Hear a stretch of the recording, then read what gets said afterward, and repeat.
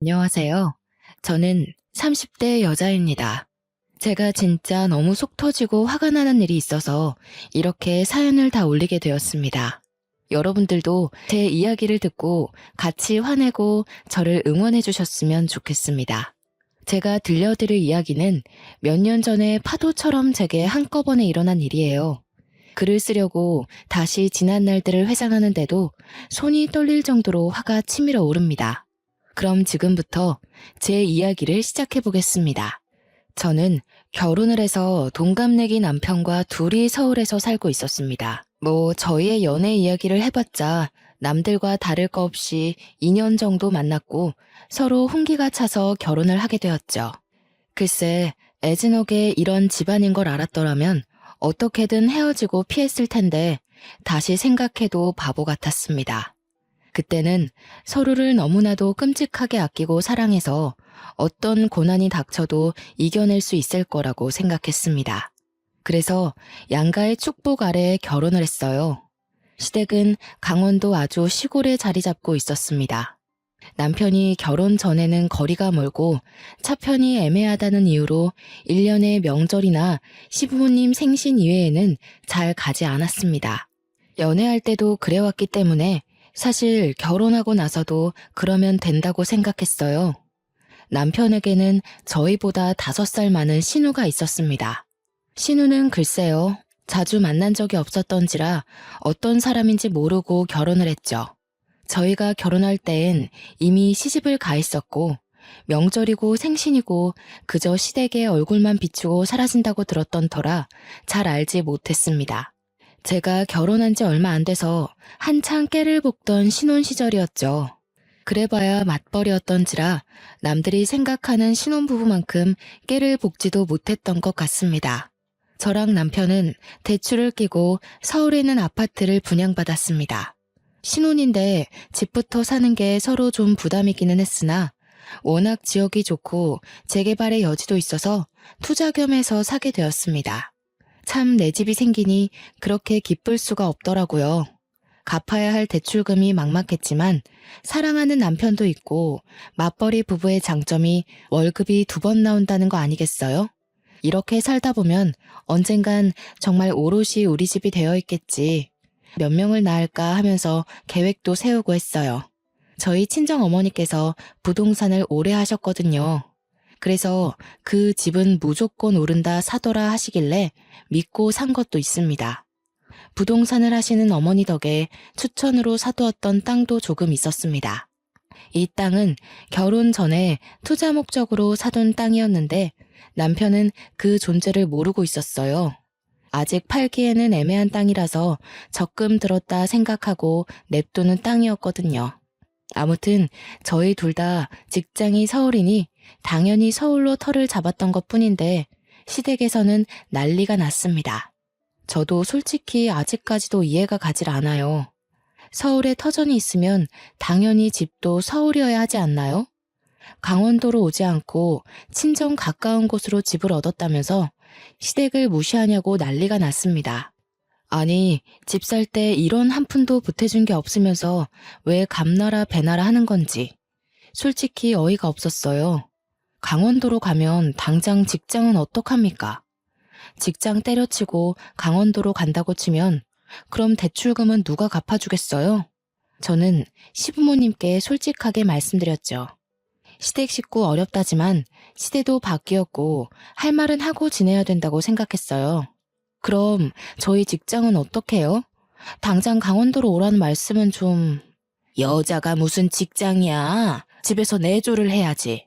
그럼 저희 대출금은 그이 혼자서 갚으라는 소리예요? 아니, 너네 집 부동산 한다더니 땅도 조금 없드냐?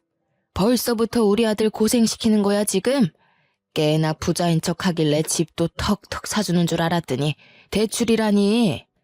알고 보니 남편이 대출받아서 산 집이라는 말도 안 했더라고요. 저는 첫 단추부터 삐걱거리는 느낌을 받았습니다. 하지만 이미 산 걸 어쩌겠어요? 부루마블도 아니고 팔겠습니다 하고 바로 팔 수 있는 것도 아니고요. 시어머니는 계속해서 말도 안 되는 고집을 부렸습니다. 저보고 남편이랑 같이 강원도로 발령받아서 오면 되지 않느냐고 하더라고요. 저는 기가 찼습니다. 발령이라는 게 제가 가고 싶다고 갈 수 있는 것도 아니고 안 된다고 계속 말하는데도 쓰잘데기 없는 고집을 부리면서 저한테 소리 지르는 것도 싫었고요. 저는 남편에게 이 이야기들을 전달하고 어머님께서 저런 식으로 우기면 전화도 안 받겠다고 엄포를 놓았습니다.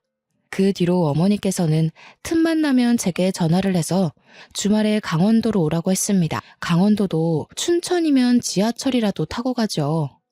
무슨 감자밖에 없을 것 같은 시골에 살면서 매주 주말마다 안 오냐 하시는데 미치는 줄 알았어요. 남편에게도 제가 몇 번이나 물어보았습니다. 아니, 자기, 결혼 전에는 1년에 서너 번만 갔다며? 근데 내가 결혼하고 나니까 또 마음이 바뀌셨나. 아무래도 며느리 자주 보고 싶어서 그런 거겠지. 자기가 워낙 싹싹하게 잘하니까 그런 거 아니겠어? 내가 바보야? 나를 예뻐해 주시는 거랑 부려먹는 거랑 구별도 못하게? 부려먹다니, 우리 엄마 그런 사람 아니야.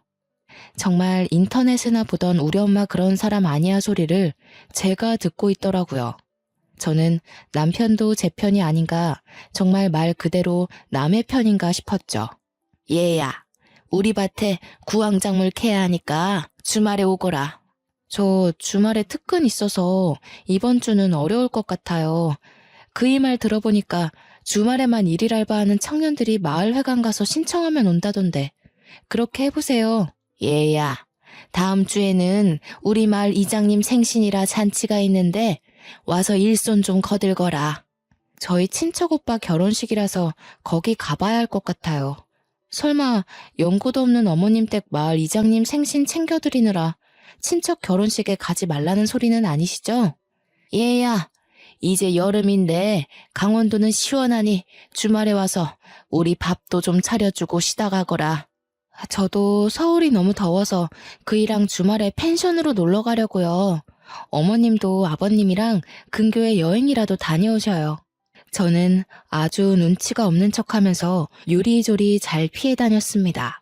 하지만 그런 레퍼토리도 많지 않아서 매주 주말마다 피해 다닐 순 없겠더라고요. 남편 눈치도 솔직히 좀 보이기도 했고요.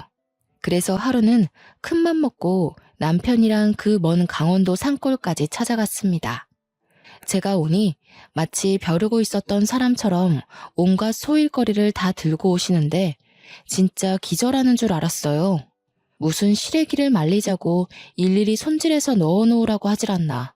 매운 고추씨를 빼야 된다면서 눈물 콧물 다 쏟다 못해서 매운 기에 피부까지 따갑게 만들기도 했고요. 반나절 놀다가 집으로 가려고 했는데 저한테 몸빼바지 쓱 던지면서 자고 가라고 하시더라고요. 남편은 아버님이랑 산책한다고 나가버리고 하나도 도와주지도 않고 제가 평일에는 직장 다니면서 힘들게 일하고 주말에는 여기 와서 막노동을 하고 있다는 사실이 참 개탄스러웠습니다. 그래도 이렇게 한 번 하고 나면 몇 달은 잠잠해지겠지 싶어서 꾹 참았습니다. 몸빼바지를 입은 저를 보고 한바탕 크게 웃은 남편에게 조용히 눈으로 욕을 했더니 입 다물더라고요. 설마 자고 가려는 생각인가 싶었는데 남편도 편한 옷으로 갈아입더니 저녁은 언제 먹냐고. 진짜 저 주둥이를 꼬매버리고 싶다는 생각만 가득했습니다. 그래도 일이 이렇게 된 거 성심성의껏 밥상이나 차려보자 싶어서 시골 된장 구수하게 된장찌개 끓이고 각종 나물들로 무침도 하고 선물로 사간 고기도 양껏 구웠습니다.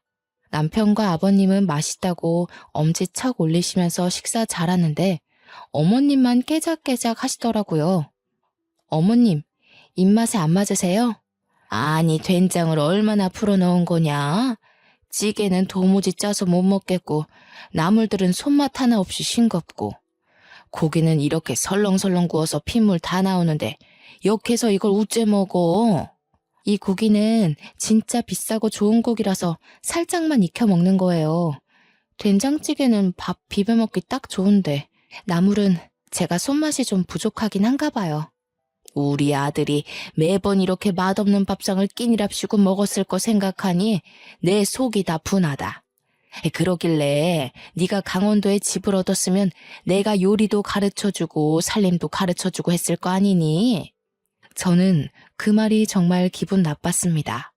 표정이 순식간에 굳자 남편이 숟가락을 놓고 시어머니께 애교를 떨더라고요. 아니야, 우리 여보가 나한테 얼마나 맛있게 밥 해주는데. 나는 아주 간이 딱 좋은데. 물론 나물이야 우리 엄마가 해준 게 더 맛있지. 안 되겠다. 내가 한 달에 2-3번씩 반찬해서 가져다 주고 너희 집 가서 자고 올까? 내가 차려준 밥이 훨씬 맛있지. 역시 세월의 손맛은 따라가기 힘들지. 아가, 내가 이제 가서 반찬도 해주고 살림도 좀 살펴주고 하마. 저는 정말 세상에서 가장 듣고 싶지 않은 소리였죠. 말이 좋아 반찬 들고 오신다는 거지 제 살림 하나하나 뜯어보겠다는 소리 아니겠어요? 저는 싫다고 거절도 못하고 아주 어색하게 웃으면서 대답했습니다. 어머니, 그래도 저희끼리 스스로 해야 나중에도 서로 맞추기 편할 것 같아요. 제가 알아서 노력해서 잘 해볼게요. 너무 걱정 마시고 어머님은 아버님이랑 즐겁게 주말 보내셔요. 완곡한 거절이었지만 시어머니는 포기하지 않은 듯 궁시렁거렸습니다. 남편도 이때다 싶어서 주말에 우리 데이트도 해야 되고 하면서 어물쩍 넘겼죠. 참 눈치 없는 남편이었지만 이때만큼은 칭찬해주고 싶었습니다. 그렇게 어영부영 주말이 지나가고 서울로 다시 돌아와 저는 남편에게 앞으로 시댁 안 간다고 자꾸 이런 식이면 명절에도 안 가겠다고 해버렸어요. 저희 친정 부모님은 사위 어색하고 불편할까 전화도 잘 안 하시는 분들인데 먼저 찾아가 본 적도 전화 드린 적도 없으면서 저만 일방적으로 효도해야 되는 게 어이가 없잖아요. 남편도 제가 성질내면 무섭다는 걸 알아서인지 더 이상 요구하지 않더라고요. 그렇게 어머님의 오라고 말하는 전화도 무시하고 일만 열심히 하며 살다가 명절 시즌이 다가왔습니다. 허리에 붙일 파스까지 단단하게 챙기고 강원도로 내려갔어요. 반나절 허리도 못 펴고 제사상에 올릴 반찬에 전에 과일 깎고 방앗간까지 다 다녀오고 나니 밤이더라고요. 제사상 차려서 절하는데 집으로 누가 쾅쾅거리면서 들어오는 거 아니겠어요? 저는 조상님이 살아 돌아오신 줄 알고 까무러칠 뻔했습니다. 근데 그건 신우이였어요. 뭐야, 제사 지내는 중이었어? 배고팠는데 잘 됐다. 절 다 했으면 나 이거 먹어도 되지? 멍 때리고 있는 가족들을 보면서 인사도 없이 먹겠다 하고는 제사상에 올린 음식들을 손으로 막 집어먹더라고요. 정신을 차린 시어머니께서 신우의 등짝을 한 대 때리셨죠. 하지만 신우는 왜 때리느냐고 콱 쏘아붙이더니 계속해서 제사상에 있는 음식들을 퍼먹었어요. 어느 정도 배가 불렀다며 배를 팡팡 때리면서 나왔어 하고 그제서야 인사를 하더라고요. 처음 봤을 때보다 살도 더 찐 건지 목이 사라지고 없더라고요. 더 시댁에 가지 않고 왜 친정에 먼저 왔니? 윤서방은? 윤서방 그 자식 말도 꺼내지 마. 내가 진짜 더럽고 치사해서는. 아니, 왜 윤서방이랑 싸웠어? 싸우긴 뭘 싸워. 이혼했어. 뭐라고? 아버지 귀 먹었어요. 이혼했어, 이혼. 도장 꽝 찍어서 내가 이제 명절에 갈 시댁이 없어요. 그러니까 친정 왔지. 나 짐도 다 싸들고 왔어. 아직 내 방 있지? 신우는 자기가 원래 쓰던 방으로 들어가더니 그 안에 있던 잡동사니들을 다 거실로 끌고 나왔어요. 아니, 왜 내 방에 매주를 띄워놔? 냄새. 나 이제 여기서 지낼 거니까 뭐라 하지 마요. 나 쫓아내면 어디 갈 데 없어. 아니, 왜 이혼했는데, 어? 아니, 잠깐, 아예 서류까지 다 정리된 거야? 그런 거 아니고 홧김에 이혼하자고 한 거면 가서 빌어. 그러자 신우가 서류 하나를 들이밀더라고요. 등본이랑 가족관계 증명서였어요. 거기에는 남편이 빠져 있었습니다. 내가 이런 걸로 왜 거짓말을 쳐? 이혼했어. 저는 명절에 일어난 아주 빅사건이다 싶었죠. 왜 이혼했는지 궁금했는데 차마 올케가 그런 걸 물어보기도 좀 그렇잖아요. 모양새 빠지게 할 순 없어서 궁금한 거 꾹 참고 기다렸더니 멍하니 있던 남편이 물어보더라고요. 아니 누나, 왜 이혼했는데? 말해서 뭐 어디다 써? 바람이지. 내가 진짜 그 더럽고 치사한 새끼를. 아무래도 신운의 전 남편이 바람을 펴서 이혼한 것 같았습니다. 흥미진진하게 듣고 있던 제게 아주 벼락 같은 일이 벌어졌어요. 예, 네가 강원도에서 뭐 해먹고 살겠니? 여기는 직장도 없고 뭐 알바할 자리도 없다. 너 그러지 말고 기훈이 따라서 서울 가. 기훈이는 제 남편이었습니다. 저는 흥미롭게 이야기를 듣고 있다가 벌떡 자리에서 일어났습니다. 신우를 지금 우리 집에 데려가라는 소리인가요?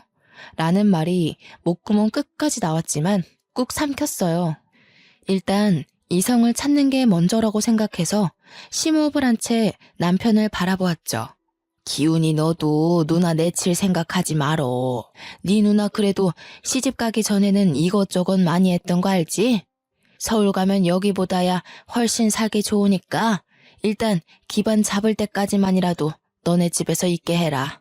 그래, 내 생각에도 이혼까지 해서 이제 혼자 먹고 살아야 하는데 그래도 기훈이네 집에 가 있으면 안심이라도 되지.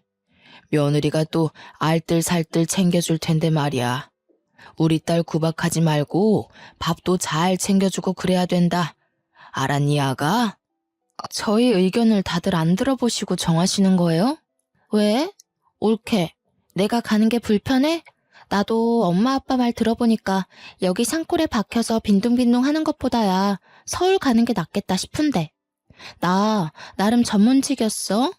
취직하기 어렵진 않을 거야. 서울엔 또 일자리도 많고 교통도 편하고 하니까 내일 집에 갈 때 나 좀 태워가. 다짜고짜 통보를 해대는 턱에 제가 방어하기는 쉽지 않았습니다. 남편에게 도움을 요청했지만 곰곰이 생각하던 남편이 꺼낸 말은 아주 반전이었습니다. 그래, 우리 방 하나 남으니까 거기에 일단 지내는 걸로 하자. 누나가 돈 좀 모으면 그때 원룸을 어떤지 해서 나가는 걸로 하면 되겠네. 오케이, 콜. 결국 다음날 날이 밝자마자 서울로 가자면서 차에 냅다 짐을 실어버리는데 제 이성은 가출해버렸습니다. 저는 남편의 옆구리를 꼬집었고 남편은 또 거기서 눈치 없이 악소리를 내더라고요. 꼬집어. 아니 내가 언제 꼬집었다고 그래? 시부모님께서 저를 빤히 보고 계셨기 때문에 일단 발뺌을 했죠.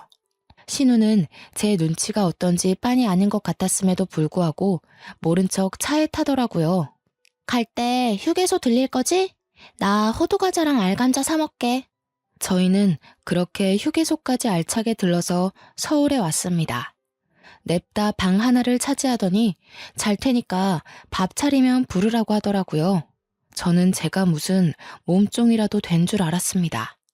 우라통이 터지는 거 뭐 어쩌겠습니까? 머리채 잡고 싸울 것도 아니고 그것도 시댁 식구인데 내쫓을 수도 없어서 참았어요. 그래도 6개월 안에는 나가겠지 싶어서 지옥 같은 생활 조금만 버티자는 마음으로 참았죠. 명절이 끝나고 저도 직장인이니까 출근을 해야 하잖아요. 아침에 간단하게 토스트 해 먹고 출근해서 열심히 일하고 퇴근하고 집에 왔는데 집안이 개판인 겁니다. 진짜 빨래가 수두룩하게 쌓여있고 점심 먹은 설거지도 하나도 안 해놨더라고요. 남편이랑 구워 먹으려고 사다 놨던 소고기도 야무지게 먹었는지 빈 꽉만 쓰레기통에 담겨 있는데 너무 화가 났습니다. 언니, 아무리 그래도 드신 건 정리를 하셨어야죠. 내가 오늘 좀 바빴어. 거기 빨래 보이지? 내가 며칠 동안 가방에 넣어놨더니 냄새 나더라. 그것 좀 빨아놔. 내일 입을 옷이 없어. 신우는 그 한마디 띡 던지고는 방에 들어가더라고요. 저는 빨래통 앞에서 한참을 서성이다가 신우 방문을 벌컥 열었습니다. 글쎄, 제가 회사 일을 다 마치지 못하고 집에 오면 사용하는 업무용 노트북으로 고스톱을 치고 있지 않겠어요? 어머, 그게 제 노트북이에요. 일할 때 쓰는. 그냥 방에 굴러다니던데. 내가 좀 쓸게. 내가 컴퓨터를 못 챙겨왔어. 거기에 업무 자료도 있어서 안 돼요. 이리 주세요. 자료? 아, 무슨 폴더에 서류 이렇게 써있던 거? 내가 게임 깔아야 되는데 용량이 없어서 그거 지워버렸는데? 저는 정신이 가출해버렸습니다. 그 안에는 연간 계획이며 재무제표도 들어있었고 회사 업무와 관련된 중요한 서류들도 백업되어 있었거든요. 저는 신우가 지워버렸다는 말에 놀라서 신우를 밀치고 노트북을 살폈어요. 정말 깨끗하게 지웠더라고요. 저는 일할 때 쓰는 중요한 자료인데 그걸 지우면 어떡하냐고 소리를 질렀어요. 저한테 물어보지도 않고 그걸 그냥 지우고 쓰시면 어떡해요. 그것도 고작 고스톱 치느라 지금 제 업무 손실이 어떤지 아세요? 나 기훈이한테 물어봤는데 그냥 쓰라길래 쓴 거야. 저는 남편에게 전화를 걸었습니다. 남편이 퇴근 중이라며 조금만 기다리라고 하더라고요. 집에 들어서자마자 남편에게 슬리퍼를 집어던졌어요. 너 지금 내 동생한테 뭐 하는 짓이야? 당신이 내 노트북 써도 된다고 했어? 누나가 인터넷으로 뭐 좀 할 거 있다고 해서 쓰라고 했지. 왜 오자마자 슬리퍼를 던지고 그래? 무슨 일 있어? 고스톱 게임 하시느라 내 업무 서류를 다 포맷해버렸어. 이거 어떡할 거야? 내 자료들 다 어디서 복구하냐고. 옳게. 웃긴다. 그거 회사 가면 다 있는 거 아니야? 그리고 그렇게 중요한 걸 개인 노트북에다가 저장해두면 안 되지. 옳게 횡령하고 그러는 거 아니지? 저는 그걸 말이라고 하는지 슬리퍼를 던졌다고 화가 난 남편은 신우 말에 동의하면서 저에게 그렇게 중요한 자료면 미리 USB에 넣어놔야 하는 거 아니냐고 했어요. 솔직히 틀린 말은 아니지만 어차피 저 혼자 쓰는 노트북이고 업무 이외에는 쓰지 않아서 안일하게 생각했었죠. 그 사건은 해결되지 않은 채 제가 회사에서 업무를 2배 더 보는 걸로 마무리가 됐습니다. 하지만 신우짓은 여기서 멈추지 않았습니다. 욕실 개수구에 자기 머리카락이 잔뜩인데 그거 하나 제대로 치우지도 않았고요. 설거지는 당연하고 밥 한 번 차려놓은 적이 없었습니다. 맞벌이 부부인 우리가 퇴근하고 오면 오늘은 뭘 먹을 거냐고 배고프다고 빨리 밥을 하라고 시키더라고요. 자기는 집에서 놀고 먹고 하면서 생활비 한 푼 안 보태는데 밥까지 차리라고 하니까 정말 시어머니를 모시는 것 같았습니다. 그뿐만이 아니었습니다. 빨래를 돌리는 건커녕 빨래통에 빨래를 내놔도 양말은 다 뒤집어져 있고 흰 옷이고 검은 옷이고 속옷이고 다 한꺼번에 섞어놓고 팬티에는 생리가 묻어있는데도 떡하니 펼쳐놓았더라고요. 아니, 생리대도 제 거 가져다가 팍팍 쓰는데 진짜 하나하나 아까워서 미치겠더라고요. 언니는 취업 준비하고 계신 거 맞아요? 내가 왜? 아니, 취업할 거라고 서울 와놓고서는 내가 왜? 라고 묻는 게 정상입니까? 결론은 취업 준비고 나발이고 아무것도 안 하면서 집에서 고스톱이나 치고 있다는 소리 아니겠어요? 저는 진짜 너무 열이 받았습니다. 처음에 약속하셨잖아요. 서울에서 취직하고 싶다고. 그래서 보증금 얻을 동안만 우리 집에 있기로요. 취업이 뭐 그렇게 쉽나? 그러니까요. 준비를 제대로 하셔야죠. 준비도 안 하고 맨날 고스톱만 치고 있으면 취직이 되나요? 아니 올케. 왜 이렇게 빡빡하게 굴어 가족끼리? 너네가 애가 있는 것도 아니고 식구 하나 들었다고 뭐 생활비가 엄청나게 차이 나는 것도 아니잖아. 기훈아, 네 마누라가 이러는데 내가 지금 당장 나가기라도 해야 되니? 그래, 당신 생활비도 그동안 넉넉하지 않았어? 우리가 둘 다 돈도 벌고 하는데 누나가 뭐 먹으면 얼마나 먹고 전기랑 물 쓰면 얼마나 쓰겠어. 지금 그걸 말이라고 해? 우리는 낮에 집에 그동안 없었으니까 쓸 일이 없었지. 그 신우는 맨날 있잖아. 맨날 고스톱 치느라 노트북 쓰고 덥다고 선풍기 꺼내 틀고. 그거 해봐야 얼마나 쓴다고. 그냥 내가 밥도 대충 있는 걸로 알아서 먹고 할 테니까 나 신경 쓰지 마. 어떻게 신경을 안 써요? 아니 그렇게 신경이 쓰이면 용돈이라도 주고 말하던가. 제가 용돈을 왜 드려요? 도대체 언제 나가실 거예요? 이거 봐. 나 내쫓는 게 목적이었네. 아니 내가 무슨 잔소리를 했어 어쨌어? 내가 신우짓한 것도 없는데 왜 그래? 어차피 내 남동생네 집이고 방도 하나 남고 가족끼리 서로 도와야 하는 거 아니야? 남는 방 아니에요. 저희 애기 가지면 애기가 쓸 방이에요. 그래서 지금 뱃속에 애라도 들었니? 애도 없잖아. 이럴 때만 애 타령하지. 우리 엄마 아빠가 애 가져라 할 때는 돈 벌어야 돼요 하더니 속 보인다 너? 그러더니 아주 앞으로 힘들게 해줄 수도 있다면서 큰 소리 뻥뻥 치고는 방으로 쏙 들어가 버리더라고요. 진짜 고구마 한 200개는 먹은 것 같은 답답함이 온 몸을 휘감았습니다. 남편은 제게 누나 고집은 절대 못 꺾는다면서 말을 너무 심하게 한 거 아니냐고 했어요. 솔직히 말을 더 심하게 한 사람이 누군데 제 탓을 하나요? 이런 식으로 제 식구만 싸고 돌면 이혼해. 저는 아주 초강수를 두었습니다. 시골 분들이셔서 아들내미 이혼한다고 하면 뒷목은 잡으실 것 같은데 남편은 어떻게 나오나 궁금했습니다. 솔직히 저런 신우랑 계속 같이 살아야 한다고 하면 이혼밖에 답이 없긴 했고요. 남편은 콧방귀를 뀌면서 마음대로 하던가 하더라고요. 솔직히 그냥 해본 말인 줄 아는 거겠죠. 무서울 게 없었습니다. 그래서 신우방을 열고 잠깐 나와서 다시 이야기하자고 했어요. 신우는 고스톱 치는데 방해를 한다면서 투덜거리고 다시 나왔어요. 뭐 하셨어요? 이제는 그런 걸로 코투리 잡으려고? 내 탓 아냐? 남편이 어린 여자랑 바람이 났고 나한테 들켰고 그래서 이혼했어. 그럼 위자료 받으셨을 거 아니에요? 상간녀 소송도 당연히 하셨을 거고요. 그러자 신우가 갑자기 꿀먹은 벙어리가 됐어요. 위자료까지는 생각 못했는지 남편이 신우를 채근하더라고요. 아, 그래. 받았어. 3천 받았다, 3천. 그 돈 다 어쩌시고 돈 없어서 여기서 지내겠다고 하시는 거예요? 3천만 원이면 월세 보증금 하고도 남아요. 아니, 나는 뭐 돈 쓸 데가 없겠어? 누나, 솔직하게 말해. 돈 다 어디다가 썼어? 어디 빚이라도 있었어? 아니면 뭐 명품 중독이야? 아니야, 고스톱 하느라 썼어. 저거 돈 충전해서 치는 거란 말이야. 그래서 따면 진짜 현금으로 바꿔줘. 내가 아주 크게 한 번 따려고 싹 다 꼬라박았는데 휴지돼서 사라진 거지. 누나 미친 거 아니야? 이제부터 언니도 저희 집에서 생활하시려면 생활비 보태세요.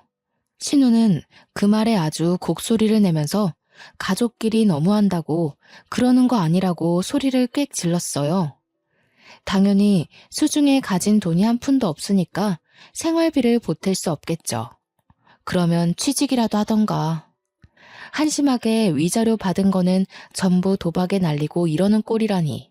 제가 한심해 죽겠다는 표정으로 신우에게 쏘아대니 신우도 열이 받았는지 두고 보라고 했지 하면서 시어머니에게 전화를 걸었습니다. 제 눈앞에서 울면서 서러워서 못 살겠다는 둥 며느리가 이래도 되냐고 시댁 무서운 줄 모른다고 하소연을 하더니 시어머니께서 당장 가겠다고 하시더라고요. 저는 이 시간에 어떻게 오겠냐고 자러 갈 준비를 했어요. 저는 내일도 출근을 해야 했으니까요. 새벽 1시에 소란스러워 문을 열었더니 시어머니께서 진짜 오셨더라고요. 저와 남편은 자다 깨서 깜짝 놀랐고 씩씩거리는 시어머니가 저를 확 밀치셨어요. 저는 중심을 잃고 뒤로 크게 넘어졌습니다. 신우는 안 자고 있었는지 거실에 나와 낄낄거리고 있더라고요.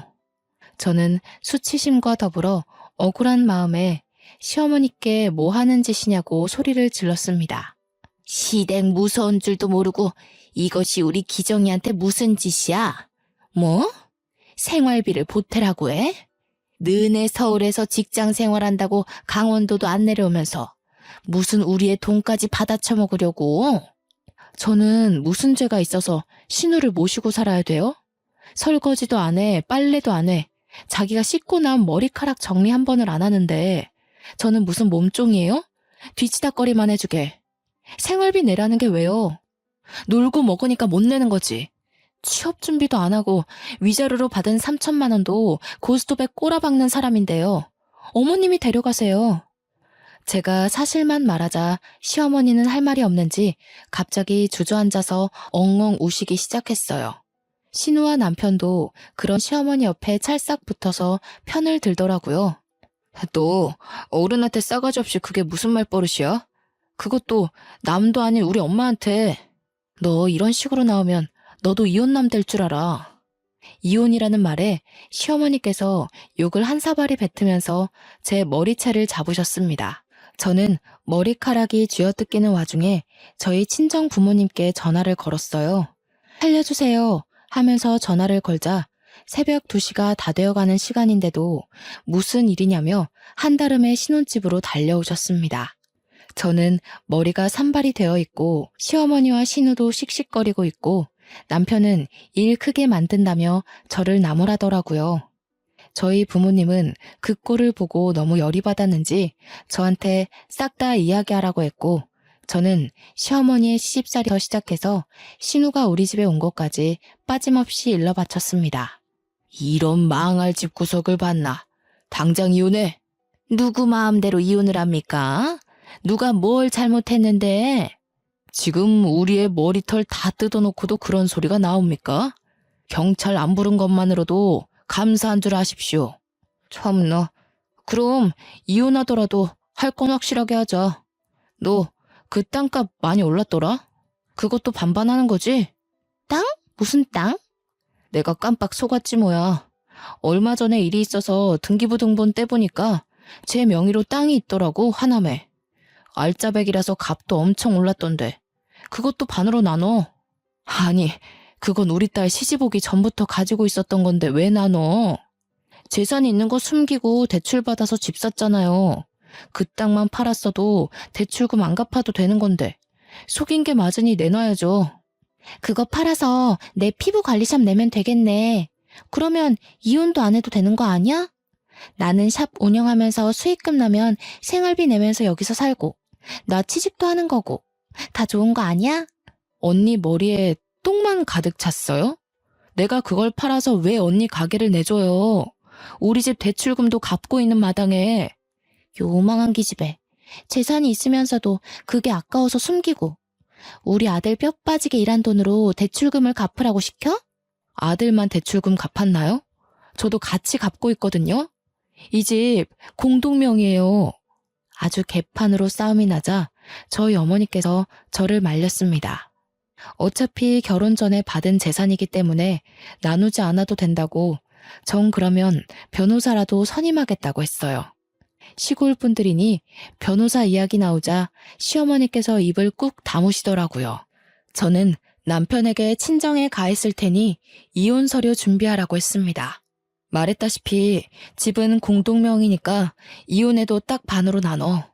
팔아서 대출금 갚고 남은 돈 반으로 가르자고. 알겠어? 저는 친정 부모님과 함께 짐을 싸서 친정으로 피신했고요.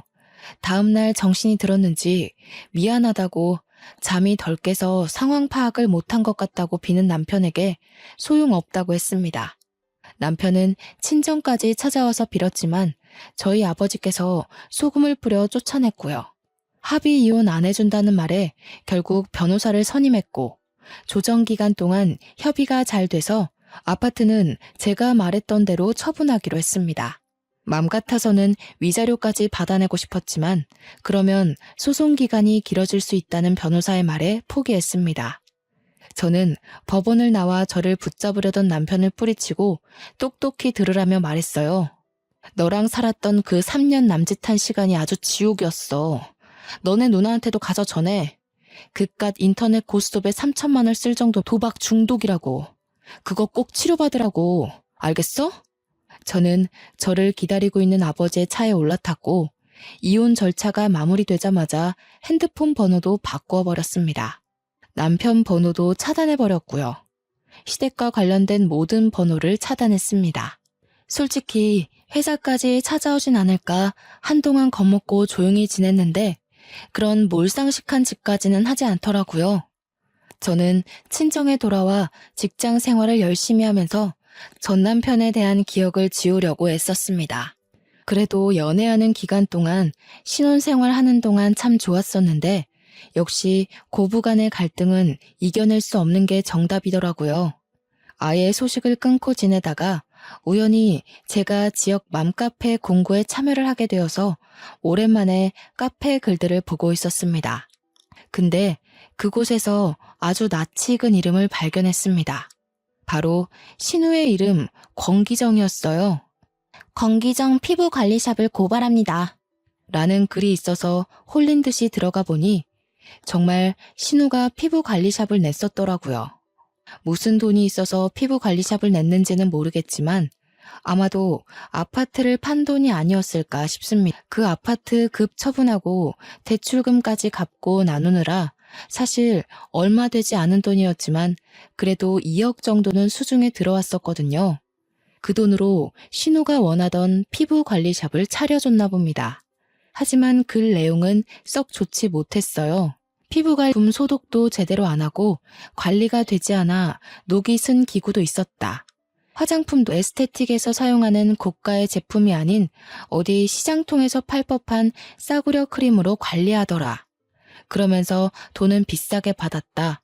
관리를 하러 가서 오히려 피부염에 걸렸고 결국 보건소에 신고까지 해서 지금은 영업 정지 상태다. 라는 글이었습니다. 영업 정지를 한 달 처분받았기 때문에 한 달 뒤에 다시 오픈하면 그 가게는 절대 가지 말라고 써 있더라고요. 지역 맘카페가 얼마나 활성화되어 있는지 아시죠? 그 밑에 댓글들이 수십 개가 달렸는데 가관이었습니다. 저도 그 샵 다니고 나서 피부에 트러블이 엄청 생겼어요. 거기 피부관리샵 사장이 싸가지 없는 걸로 엄청 유명해요. 거기 피부관리샵에서 피부 완전 망가지고 저 그래서 소송하려는데 참여하실 분? 소송 관련 댓글에는 밑으로 쭈루룩 같이 참여하고 싶다고 소송 걸자고 난리도 아니더라고요. 말해 뭐 하겠어요. 결국 샵이 망했다고 하더라고요. 그것도 그 샵을 차리느라 돈도 날리고 빚만 잔뜩 얻어서요. 저는 인과응보라고 생각하고 아주 속이 시원했습니다. 한 일주일쯤 지났나? 저희 회사 앞에 전 남편이 절 기다리고 있더라고요. 몇 개월 만에 보는 전 남편은 아주 바싹 말라서 거지 같은 꼴을 하고 저를 보고는 황급히 달려오더라고요. 아버지께 호출을 해야 하나 고민하고 있었는데 바싹 마른 꼴이 또 불쌍하게 느껴져서 이야기만 잠깐 하자는 말에 근처 커피숍을 갔어요. 내가 아주 생각을 잘못한 것 같아. 너와 함께 살았던 아파트도 날리고 모든 걸 다 처분하고 보니 너의 소중함이 느껴지더라. 우리 다시 합치면 안 되겠니? 있을 때 잘했어야지. 이제 와서 무슨 소용이야? 죽어도 너랑 합칠 마음 없고 너 도와줄 마음도 없어. 너 지금 신우가 피부관리샵 했다가 망해서 돈도 잃고 빚만 생겨서 이러는 거 아니야? 제가 한 말에 아주 전곡이라도 찔렸는지 뜨끔하더라고요. 너 그걸 어떻게 알아? 혹시 지역 맘카페며 보건소며 신고한 게 너야? 이건 또 무슨 애먼 사람 잡는 소리야. 나도 며칠 전에 맘카페에서 글 본 거야. 내가 너나가 샵을 차렸는지 망해버렸는지 사실 알게 뭐니? 너 정말 지독하다. 그래도 우리가 같이 살았던 정이 있고 한때는 가족이었는데 어떻게 말을 그렇게 할 수 있어? 너 하는 꼬라지 보니까 딱 봐도 내 하남 땅 팔아서 도와달라고 찾아온 건가 본데 절대로 너 도와줄 맘 없고 너랑 이렇게 얼굴 보고 있는 것도 거북해. 다신 나 안 찾아왔으면 좋겠어. 저는 그렇게 자리를 떼고 일어났습니다. 하지만 이 스토커 같은 가족들은 맘카페에서 제 핸드폰 번호를 찾았는지 저한테 연락을 계속 하더라고요. 내가 서울 산다고 욕심 안 낼 테니까 내 동생이랑 다시 재결합해. 다시는 도달라고 안 할 테니까 이번 한 번만 도와주렴. 너네 아파트 팔았던 돈 그거 가지고 있지? 우리 좀 빌려다오. 저는 두 번 다신 연락하지 말라고 엄포를 놓고는 연락을 받지 않았습니다. 그러다가 또 전 남편이 저에게 연락을 했더라고요. 화가 나서 답장을 하려고 문자 메시지를 열었는데 전 시아버지의 부고 문자였습니다. 전 시아버지는 신우가 보증금 좀 해달라고 하도 바락바락 물고 늘어져서 무리해서 집 담보로 1억을 대출해줬는데 알고 보니 그 돈으로 신우가 고스톱을 친 거였어요. 돈 다 날리고 찜질방 전전긍긍하면서 지내다가 못 버티고는 시댁으로 돌아갔는데 그 사실을 알게 된 시아버지가 혈압이 올라 그 자리에서 쓰러졌답니다. 평소에 심장 혈관 쪽에 문제가 있었던 터라 혈관이 떡하니 막혀버렸고 시골 동네라 응급시술을 할 수 있는 병원이 없었대요. 구급차를 타고 큰 병원으로 이송되는 과정에서 사망하게 되었다고 하더라고요. 저는 저에게 구구절절 설명해주면서 장례 날짜와 발인 날짜를 보내는 남편도 참 이해가 안 갔습니다. 신우 도박 좀 고치라고 했더니 결국 도박으로 이렇게 가족을 나락으로 보내버리네요. 저는 솔직히 시부에게도 좋은 감정이 전혀 없었기 때문에 그의 죽음이 슬프거나 비통하지도 않았습니다. 구구절절 사연을 보낸 것도 결국 부조금 많이 내라, 돈 좀 달라 이런 뜻 아니겠습니까? 그래서 문자에 적힌 계좌로 부조금이라고 딱 10,000원 송금했어요. 제가 10,000원 보낸 걸 봤는지 전 남편이 계속해서 저한테 전화를 걸고 문자로 너무한 거 아니냐고 전화 받으라고 난리쳤지만 깔끔하게 무시해줬습니다. 다음 날이 주말이라 맥주 한 캔 딱 마시고 속 시원하게 잠이 들었죠. 얼마나 꿀같이 잠을 잤는지 꿈도 안 꾸고 잤습니다. 솔직히 시부가 저주하러 꿈에 나타날까봐 무서웠거든요. 다음 날 날이 밝자마자 현관이 소란스러워 나가니 어머니께서 씩씩거리시더라고요. 손에 바가지 하나 들고서요. 무슨 일이냐 여쭈어 보니 전 시어머니께서 찾아오셨다더라고요. 어떻게 있는 사람이 더하냐면서 부조금 10,000원 낼 수가 있느냐고 돈 내놓으라고 뻔뻔하게 굴었다고 하더라고요. 그 말에 열이 받은 어머니께서 무려 바가지에 변기물을 담아 확 쏟아부었다고 하더라고요. 변기물을 확 부어버리고는 자식 잘못 키운 죄는 부모가 받는 거라고, 내가 한 번만 더 찾아오면 경찰에 신고한다고 아주 엄포를 놨다 하시고는 걸레로 현관을 청소하시더군요. 그 뒤로 정말 뭐가 무서운 건지 저한테 연락 한 통 없었습니다. 후에 들리는 소문에는 신우의 망나니 짓이 소문이 나서 남편이 이혼당한 거라고 회사의 얼굴을 들고 다닐 수 없을 정도라네요. 간간히 지역 맘카페에도 아직 오르락내리락 하는 것 같고요. 저는 이혼이라는 인생의 오점이 남았을지언정 지금은 너무나도 행복하게 살고 있습니다. 제 이야기 어떠셨나요? 확실히 너무나도 열받는 이야기죠? 화나는 일은 여기다 다 풀어버리시고 우리 행복한 일만 생각하도록 해요. 이야기를 들어주셔서 감사합니다.